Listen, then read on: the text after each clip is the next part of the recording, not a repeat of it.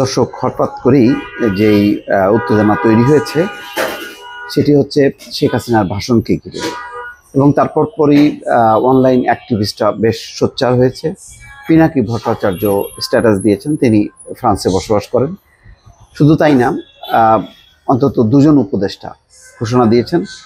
আসিফ মাহমুদ লিখেছেন উৎসব হোক, আর নাহিদ হোসেন তিনি মাঠে থাকার ঘোষণা দিয়েছেন। হাসনাত আবদুল্লাহ ফেসবুক স্ট্যাটাসে ঘোষণা দিয়েছেন, এবং সবারই একটাই ক্ষোভ এবং মূল কেন্দ্রবিন্দু হচ্ছে 32 নম্বর।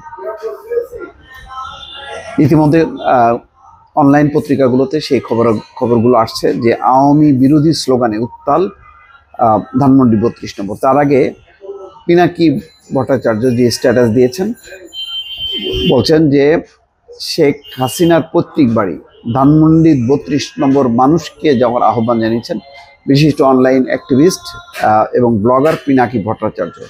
বুধবার সন্ধ্যায় এক পোস্টে তিনি এই আহ্বান জানান। তিনি বলেন, বুলডোজার পাওয়া যায়নি তো কি হয়েছে, হাতুড়ি শাবল গাইতি নিয়ে আসুন, ধানমন্ডির 32 নম্বরে আসুন, ইতিহাসের দায় মোচন করতে আসুন।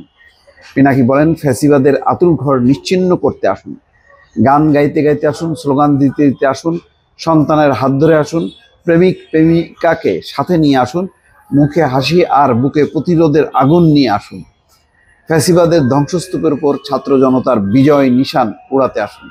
পিনাকি ভট্টাচার্য জানেন, খুবই এই মুহূর্তের একজন জনপ্রিয় তিনি অনলাইন অ্যাক্টিভিস্ট বা ব্লগার, যাই বলুন না কেন, তার বক্তব্যে যথেষ্ট পরিমাণ মানুষ অনুপ্রাণিত হচ্ছে এবং খুবই গুছিয়ে সুন্দর করে তিনি কথা বলেন, খুব যুক্তিসঙ্গতভাবে কথা বলেন, এবং সম্ভবত তার পোস্ট পাওয়ার সাথে সাথেই কিন্তু ঢাকায় বিশেষ করে তরুণদের মধ্যে একটি উত্তেজনা তৈরি হয়, এবং তারা ওই শেখ হাসিনা ভাষণ দিবে কি দেবে না তার অপেক্ষা না থেকে তারা ধানমন্ডি 32 নম্বরে এসছে, এবং ইতিমধ্যে 32 নম্বরের ভেতরে ঢুকে পড়েছে ছাত্র জনতা, এবং সেখানে ব্যাপক ভাঙচুর চলছে এখনো পর্যন্ত। পিনাকি ভট্টাচার্য বলছেন, আজ রাত 9টায় ইতিহাস রচিত হোক, আবু সাইদ মুগ্ধরাও আসবে আপনাদের দেখানো পথে, আসুন অসমাপ্ত কাজ আমরা সম্পাদন করি, ইতিহাসের দায় মোচন করি, ছাত্র জনতা সৈনিক ঐক্য জিন্দাবাদ, ইনকলাব জিন্দাবাদ। এই রিপোর্ট লেখা পর্যন্ত পোস্টটিতে এখন পর্যন্ত 36,000 রিয়াক্ট করেছে, সাথে 3,000-এর বেশি কমেন্টস এবং 1,000 বার শেয়ার হয়েছে। তার মানে বিপুল সংখ্যক মানুষের কাছে সেটি পৌঁছে গেছে। আসিফ মাহমুদ উৎসব হোক লিখে পোস্ট করেছেন। উৎসব হোক লিখে ফেসবুকে একটি স্ট্যাটাস দিয়েছেন জুলাই আন্দোলনের অন্যতম সমন্বয়ক এবং অন্তর্বর্তী সরকারের যুব এবং ক্রীড়া উপদেষ্টা আসিফ মাহমুদ সজীব ভুইয়া। বুধবার সন্ধ্যায় নিজের ভেরিফাইড ফেসবুক প্রোফাইলে 2 শব্দের এই স্ট্যাটাস দেন তিনি। তবে এই স্ট্যাটাসের মাধ্যমে তিনি ঠিক কী বোঝাতে চেয়েছেন সেটা পরিষ্কার করেননি আসিফ মাহমুদ। এর আগে বৈষম্য বিরোধী ছাত্র আন্দোলনের আহ্বায়ক হাসনাত আবদুল্লাহ তার ফেসবুকে লেখেন, আজ রাতে বাংলাদেশে ফ্যাসিবাদের তীর্থভূমি মুক্ত হবে। ভারতে অবস্থানরত আওয়ামী লীগ সভাপতি এবং সাবেক প্রধানমন্ত্রী শেখ হাসিনার পূর্ব ঘোষিত অনলাইন বক্তব্যকে ঘিরে সরগরম হয়ে উঠেছে বাংলাদেশের রাজনীতি। শেখ হাসিনার কোনো বক্তব্য দিলে ধানমন্ডি 32 নম্বর বুলডোজার দিয়ে গুড়িয়ে দেওয়া হবে বলে ঘোষণা দিয়েছেন বৈষম্য বিরোধী ছাত্র আন্দোলন। এই কর্মসূচিকে সমর্থন দিয়ে অনেকেই ফেসবুকে স্ট্যাটাস দিয়েছেন।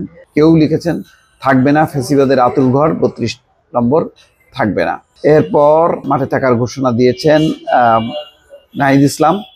সামাজিক যোগাযোগ মাধ্যম এবং আন্তর্জাতিক গণমাধ্যমে এখন তথ্যযুদ্ধ চলছে এমন মন্তব্য করে অন্তর্বর্তী সরকারের উপদেষ্টা নাহিদ ইসলাম বলেছেন, আওয়ামী লীগের নেতা কর্মীরা ভারতে বসে ভয় এবং আতঙ্ক সৃষ্টি করছে। আমরা বলতে চাই, আতঙ্ক ছড়িয়ে লাভ নেই, মাঠে আছি। ফেব্রুয়ারি মার্চ ছাত্র জনতা মাঠে থাকবে, রাজপথ তাদের দখলেই থাকবে।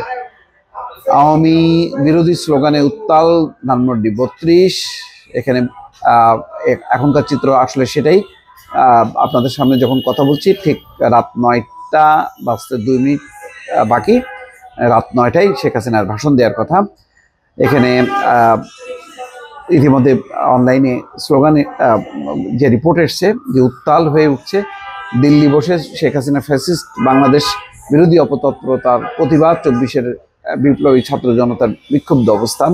রাত আনুমানিক 8টায় ফ্যাসিবাদ বিরোধী নানা স্লোগান দিতে ধানমন্ডি 32 নম্বর মিছিল নিয়ে ঢুকে পড়ে ছাত্র জনতা। এই সময় তারা শেখ মুজিব এবং শেখ হাসিনা বিরোধী নানা স্লোগান দেন।